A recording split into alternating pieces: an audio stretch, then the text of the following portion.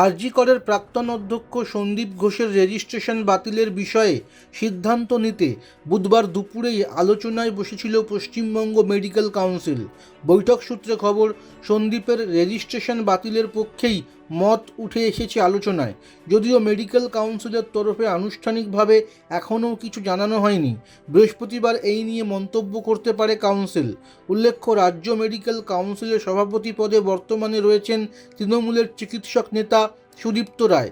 তিনি শ্রীরামপুরের বিধায়কও। সন্দীপের রেজিস্ট্রেশন বাতিলের জন্য চাপ এসেছে তার উপরেও। চিকিৎসক সংগঠন আইএমের রাজ্য শাখার তরফে মঙ্গলবারই মেডিকেল কাউন্সিলের সভাপতিকে চিঠি পাঠানো হয়েছিল।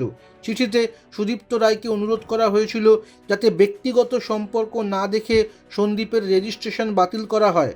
তাৎপর্যপূর্ণভাবে ওই চিঠিতে সই ছিল তৃণমূলের অপর এক চিকিৎসক নেতা শান্তনু সেনেরও।